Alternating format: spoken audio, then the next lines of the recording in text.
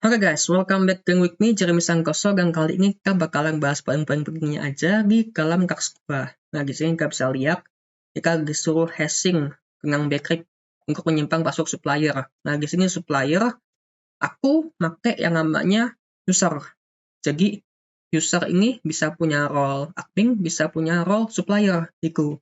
Kalau supplier, dia bisa ngakses si produk. Kalau bukan supplier, dia nggak bisa ngakses si produk. Gitu.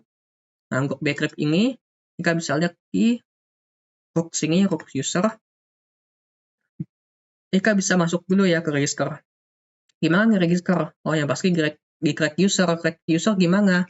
Create user di sini. Di controller user. Controller user. Oke ya. Langsung klik aja. Nah, ini dia. Nah, di sini kita bisa melihat agak hashing password.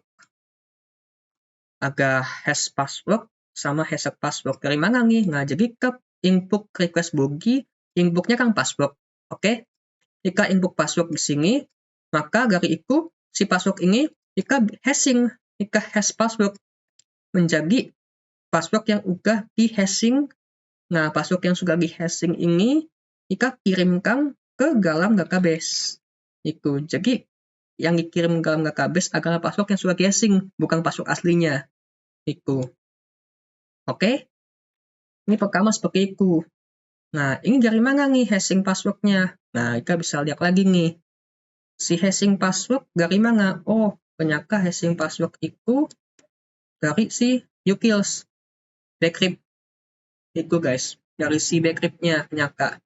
Nah, kita bisa klik sini aja hash password. Nah, oke.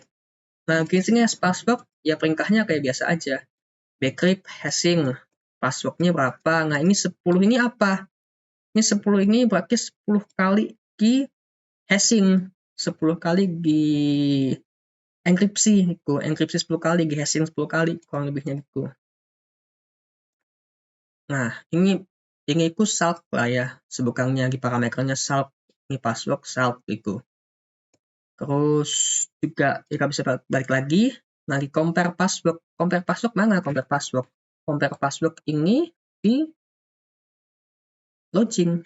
Jadi kalau misalnya kita login, kita ambil password ke database, tapi kita compare dulu si backup-nya apakah sesuai sama data yang data yang diinput sama user itu inputnya 123 misalnya, tapi hasil hashingnya 123 nggak nantinya yang dari si compare itu. Jadi data si 123 itu nggak kesimpan di database, tapi data 123 itu ya si programnya, si app kita otomatis nyari hashingnya sama nggak gitu. Oh, hashingnya sama, ya udah dikonfirmasi. Yang berarti kalau misalnya si aplikasinya diganti, maksudnya enkripsinya diganti itu, misalnya SHA berapa itu, kan agak banyak metode enkripsi kan. Misalnya metode enkripsinya diganti aja, ya sudah, dia nggak bisa baca lagi. Contohnya ya kayak gini aja, ini ganti aja saltnya. Jika ganti saltnya, terus si itu juga berusaha untuk untuk memahami lagi si backupnya berapa, ya hancur kalau lebihnya gitu. Nah, terus juga secara teorinya gitulah ya. Terus juga untuk si login user, berarti kita compare. Nah, compare password dari passwordnya dari mana? Password dari request bagi sama password dari si database kita. Tuh, user database si namanya kabel user dari database kita pastinya. Ya udah, tinggal lagi kasih kondisi aja bla bla bla bla gitu. Nah, ini nanti dulu ya kita bahasnya. Nah, terus udah selesai tuh. Apalagi? Oh, belum. Di sini aku masih harus bahas lagi nih. Nah, di sini di backup ini compare password, ya udah sama aja ke password yang request bogi sama hashingnya berapa ke database gitu. Nah lah, itu aja intinya. Terus gunakan enkripsi untuk mengenkripsi data sensitif. Buat endpoint supplier login dengan CWK autentifikasi. Ini satu poin sebenarnya gua ini. Maksudnya apa sih? Nah, itu pas kita login barusan kalau kamu ingat. Di controller aja langsung buka ya. Aku singin dulu deh, hiruk dulu.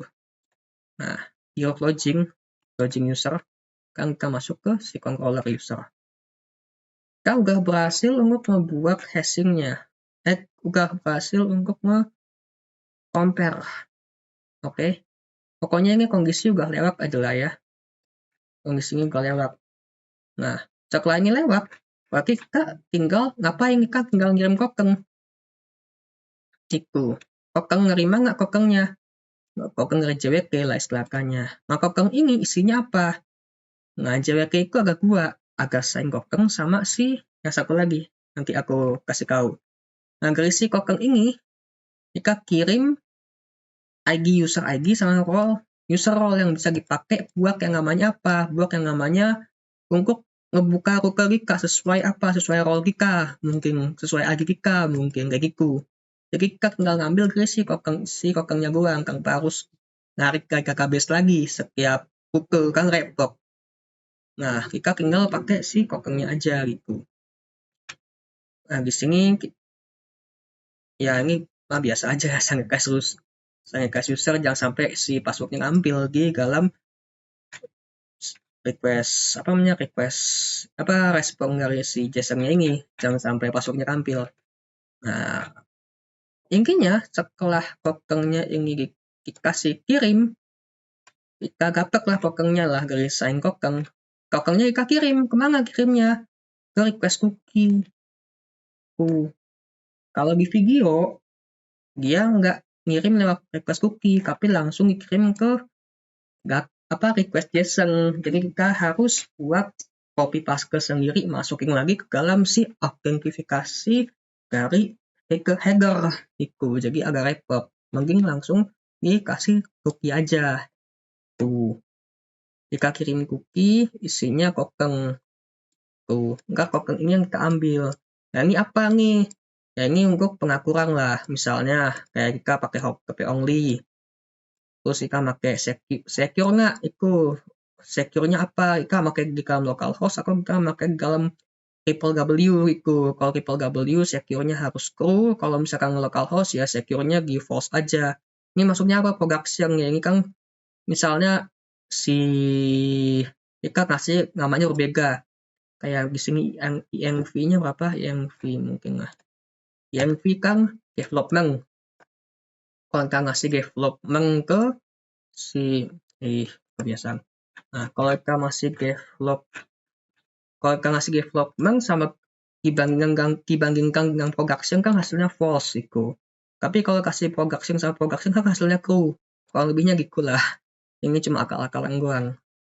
Terus ini untuk masa berlakunya kapan? Sehari. Ini same site nggak? Maksudnya bisa diaksesnya sama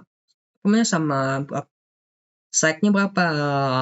Web front-end-nya berapa itu kurang lebih. Same site kok enggak, kurang lebih. Terus pack-nya. Ini pack buat misalnya pack lodging. Nah, pack lodging-nya gimana nih? Kalau di front-end gimana pack lodging-nya? Nah, kita tinggal kirim balik lagi. Jadi dialihin ke pack sebelumnya. Ini ntar pengaturan di front-end nih. Soalnya kan ini masuknya ke cookie dari browser. Tapi kalau gue di sini nggak terlalu dipanggilin dulu sebenarnya. Yang buku cuma ini doang. Sebenarnya. Ya ini juga perlu lah. Tapi ini doang paling penting. Itu. Nah, setelah kita kirim token dari si cookie, maka dari itu gimana lagi? Kan sebelumnya kan kunci semua tuh. Masing-masing rutenya. Tuh, kunci. Ya kita kirim ke autentifikasi. Masing-masing kan kunci nih. Tuh. Kenapa kunci? Ya kita agak up ini middleware up. Buat apa middleware up? Buat masking supaya mereka nggak boleh masuk sebelum dapat token. Itu. Tokennya dari request cookie. Itu guys. Nah di sini kalau manual ya kayak di video ya kita pakainya request header balik lagi. Masukin sendiri tuh ke dalam si postman-nya. Tapi kalau di sini pakai request cookie lebih gampang. Jadi nggak perlu nyangkuh-nyangkuh pengaturan dari si postman-nya lah, hackernya nggak perlu disentuh-sentuh, otomatis sendiri cookie-nya. Nah, di sini kayak biasa aja kalau misalkan token agak kasih kondisi error itu. Nah, verify token baru kita ambil nih tokennya, kita balikin lagi dari yang kakinya kena enkripsi, kita dekripsi lagi, hasilnya decoded. Nah, hasil ini itu untuk apa? Untuk nentuin role-nya bisa ngebuka ruko apa itu. Nah, kan untuk user lock next. Kalau misalnya agak yang next, kalau enggak ya kita error lagi. Itu guys, kita erroring lagi kalau nggak agak. Nah, terus ini kemana nih? Request user. Nah, ini poin selanjutnya nanti. Nah, ini kalau lewat dulu. Middleware autentifikasi hanya supplier Kengku yang bisa mengupgrade produk Kengku. Itu guys. Jadi, di sini aku ada yang namanya admin sama supplier. Kalau supplier dia bisa ngakses produk, admin nggak bisa. Contohnya. Nah, sekarang gimana aksesnya? Jadi kaki barusan ketika kita udah login, kan kita masuk ke autentifikasi ke middleware-nya. Untuk nahan supaya jangan masuk kalau misalkan si tokennya agak. Lalu kita kirim dari hasil dekripsinya si CWK kaki, token kaki ke decoder kirim ke si request user ngambilnya kemana? Ngambil ke sini nanti. Kemana nih? Ke misalnya kita punya produk.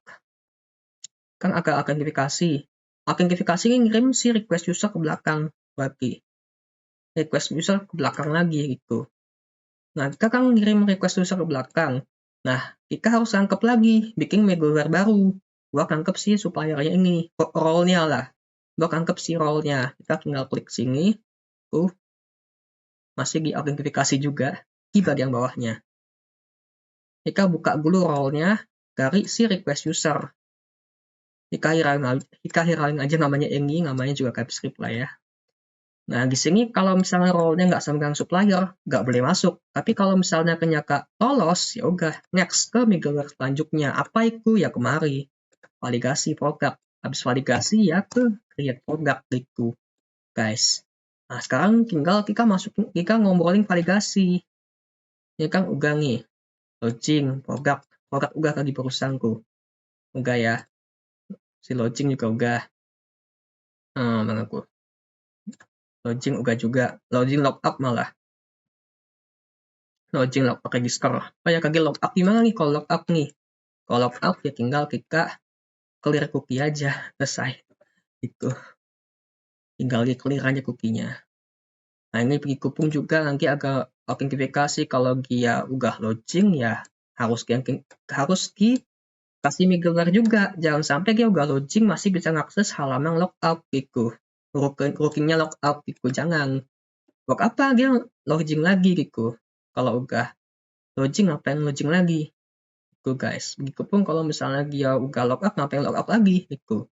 Jangan sampai dia ngelakuin 2 kali kerjaan yang sama itu. Masuk pika seperti itu. Ini apalagi nih? Validasi input. Nah, validasi input ya masuknya ke kaki barusan. Misalnya kita ambil contoh si user ya. Nah, ini ke autentifikasinya. Berarti kita masuknya ke validate user nih. Tapi ini juga sama, harus di validate juga. Berarti register di validasi kan create. Booknya ini si update di validasi juga, kan juga namanya book update user. Nah, ini apa isinya nih? Nah, kita bisa ke validasi dulu. Berarti dari sini sebelum ke controller, kita masuk ke middleware validasi. Validasinya apa?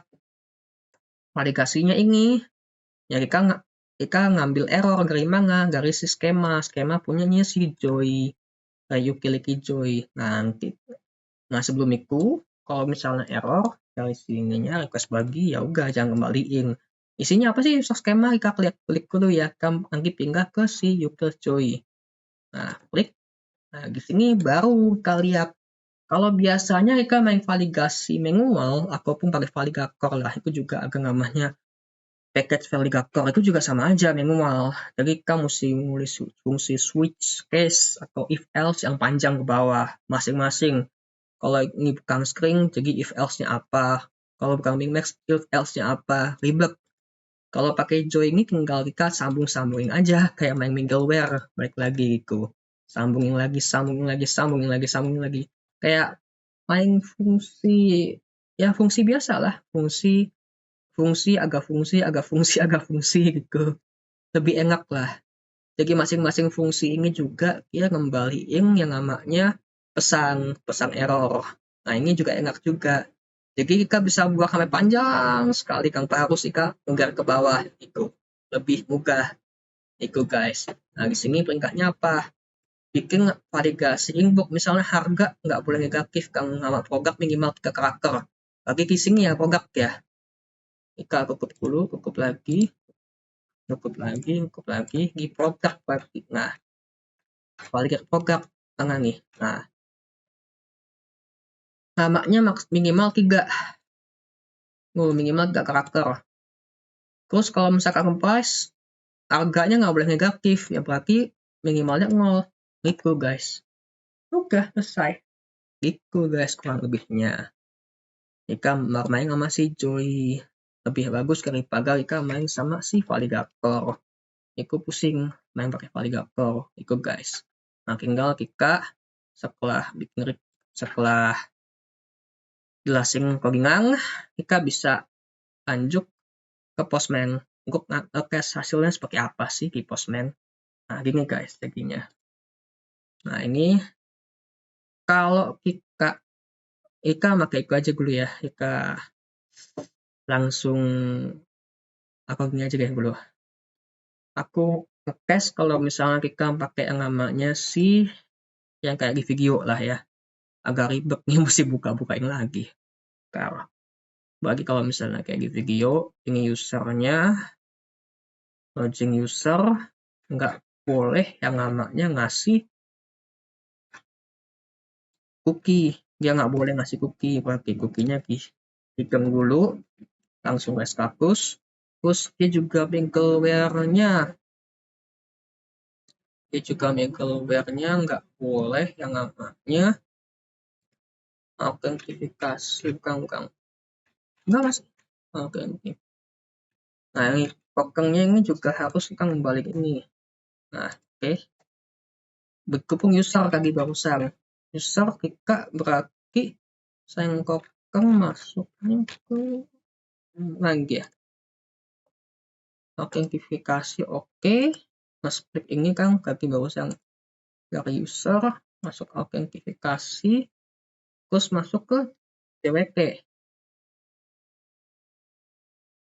Harusnya sih ini udah oke ya. Kalau di split hacker split 1 autentifikasi masuk ke si ini. Nah, oke ya. Oke, enggak. Nah, kalau lebihnya gini lah. Oke, ini si cookie-nya kita buang dulu. Kita komen. Ininya juga kita komen. Itu. Nah, kita bisa langsung launching di Postman berarti. Oke, kita launching di Postman. Launching langsung ke cookie. Misalnya kita mau pakai Kimi. Kimi apa nih Kimi? Nanti kita lihat dulu. Oh iya, lupa. Aku harus jalanin dulu si express-nya supaya dia bisa jalan. Nah, express-nya harus jalan. Apa ini? Oh, oke, mungkin jalan, nggak yang error kenapa ini? Oke, jalan. Nah, jadi kita bisa balik lagi. Oke ya, kita kirim. Nah, oh, aku gak launching. Aku mesti buang cookie-nya dulu.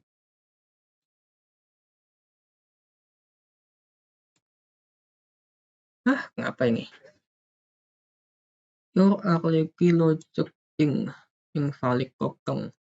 Kenapa si logoutnya terus yang nyari token? Enggak guys, ada yang kesalahan guys. Di logout Booknya aku nggak boleh pakai token. User berarti di rupanya ya berarti ya. Lookup.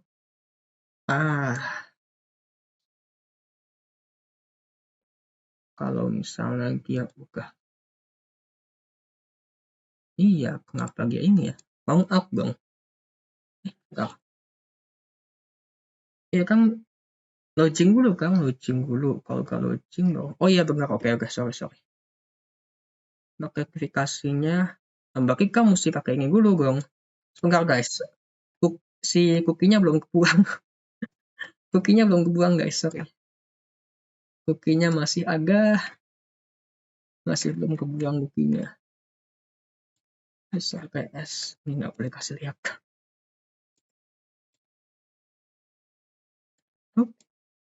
Tapi kita tinggal lockout aja. Oke. Banyak kali tuh guys, aku gak login kali. Nah, sekarang tinggal kita kayak tadi barusan kokongnya kita buka. Terus kita komen lagi si kukinya. Lalu kita bisa yang namanya buka. Oke. Nah, oke ya, aman. Nah, tinggal kita klik aja. Nah, tinggal kita login aja langsung pakai Kimi. Login sukses. Kokengnya ini, kita ambil kokengnya. Oke. Kita mau lihat sini, lihat user. Kan nggak bisa nih. Tuh invalid kokeng. Kita mesti masukin dulu ke barrier kokeng. Oke, masukin. Tuh, send. Oh, fetch sukses. Baru bisa dibaca kakaknya. Oke ya.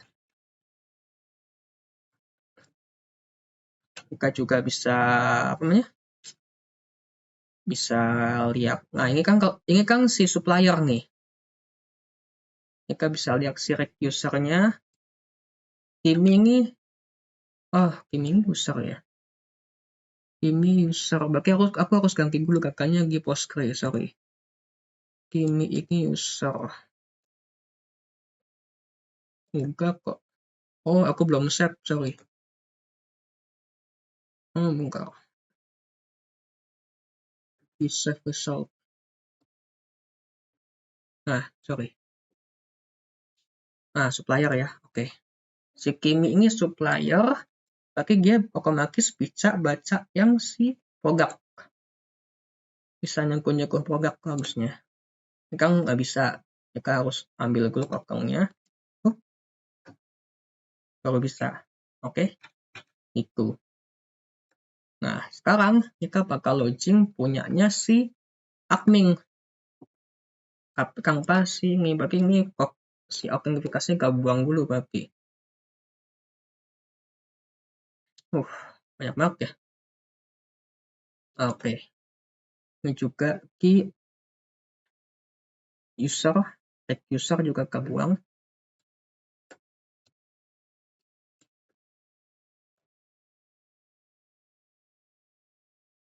Oke. Enggak ya. Nah, sekarang kita tinggal pindah lagi ke yang namanya cookie. Kita ngerapin sistem cookie di sini. Oke. Kita pakai request cookie, kita buka request cookie-nya. Kita juga kokengnya kita matiin. Oke. Habis itu kita bisa di user, kita bisa kembaliin cookie-nya lagi. Nah, di login, kokengnya jangan kasih dong. Jangan kasih kokeng, ngapain?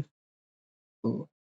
Nah, oke ya. Sekarang kita tinggal tengok lagi di postman-nya. Kita bakal login pakai yang namanya si Jeremy. Nah, login-nya kirim. Nah, oke ya, masuk. Kita nggak ngembaliin sama sekali namanya si kokeng. Kenapa? Karena ya kokeng nggak boleh dikasih sebenarnya. Kokeng harus berjalan di belakang. Kita tinggal req user bisa. Kayak biasa. Misalnya req user, kita mau req user yang ini. Ini juga bisa. Tuh, juga bisa. Oke. Kita juga bisa lookup. Sukses. Nah, kalau nggak lookup, kita nggak bisa lagi ngakses ini. Oh, invalid. Begitu pun kita bisa login lagi. Oke, yang Jeremy. Nah, di sini kita kan posisinya kan adalah admin. Admin nggak bisa ngakses produk. Kita bisa ngakses user, lagi barusan klik user bisa, tapi nggak bisa ngakses si produk.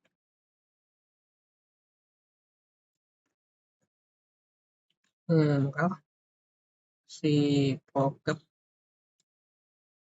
karya harusnya nggak bisa. Produk sekarang guys, ada yang salah kau bilangnya. Autentifikasi. Kalau user, kalau role bukan supplier, masuk ke sini. Langsung supplier, berarti masuknya ke rootnya produk. Nah, berarti masuk sini. Ini guys. Dia nggak boleh baca juga.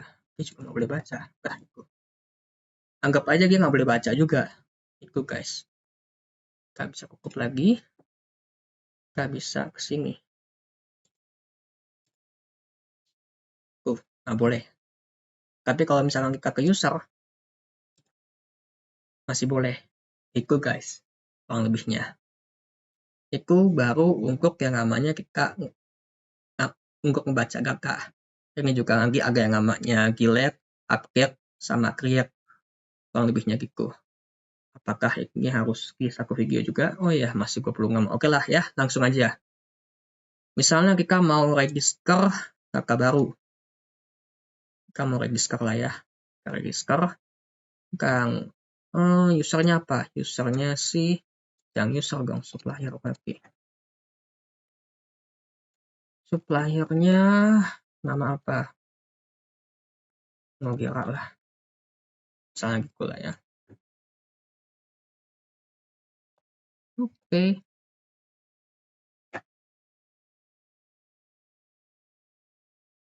Nah, oh nggak bisa. Kita nggak bisa register. Kenapa? Kita lagi login. Kita harus log out dulu. Oke. Nah, kita bisa masukin lagi.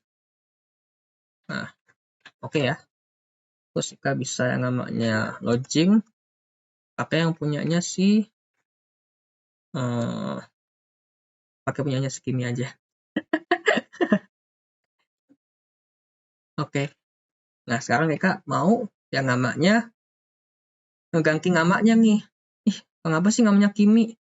Kurang panjang. Ya udah, kita ganti aja. Kita update user. Update user. Loginya. Oh, sorry. Tapi aku mau lihat dulu usernya. Kimi. Kan ini. Ke update user. Tinggal kita ganti. Terus loginya apa? Kita mau yang sirau. Oh, nggak ada di sini. Harus bikin lagi berarti ya. Ini supplier. Nah, itulah kurang lebihnya. Sorry. Oh. Kurang. Salah. Nah, salah. Karya. Ini agak ribet. Copy paste-nya susah di sini. Oke. Nggak boleh, berarti di sini saya mau ganti namanya jadi ini apa? Maka ngapi. Ini aku nggak mengasal aja ya. Kalau misalnya sama seseorang ya jangan saling aku. Cuma ngasal gitu. Sumpah aku nggak pernah pakai yang bilang ini. Paling waifu sih. Error. Kenapa? Grupnya nge-found. Oke. User ini kita ganti. Kenapa rupanya nge-found? Kan IG kan? IG update user. password. Nah, ini dia. Password require. Jika harus pakai password.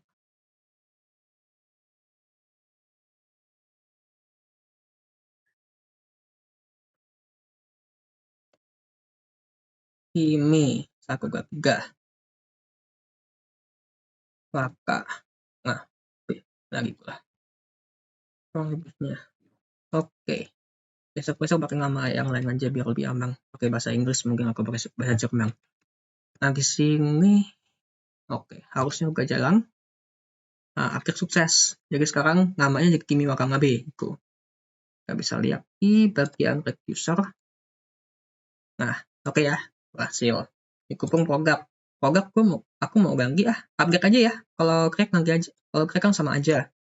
Ini saya upgrade aja. Nah, agak bunga kalau bubu saya. Ini udah agak belum ya? Lah bubu aja. Coba Ika ambil dulu sipuknya. Ika red produk agak bunga kalau bubu nggak?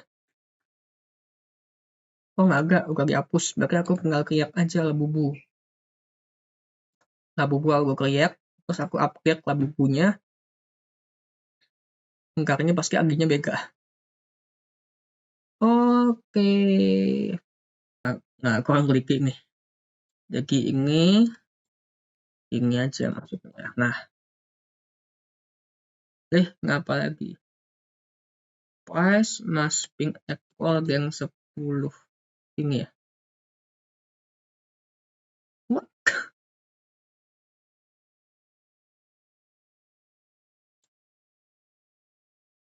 7. Ini kah? Oh alah. Jelek amat ya soal validasinya. Ini salah validasi lagi guys. Sebentar. Ini tapi validasinya 1000 berarti ya. 1000. Nah, ini aja kali ya. Aku kira panjang kakaknya, ternyata panjang ininya. Panjang angkanya ternyata. Aku kira panjang kakaknya loh. Beda angka asli sama ini. Aku patokannya sama kakak base kali. Sumpah deh. Ini ya. Aku buat gampang. Kalau kakak base berapa? Skema.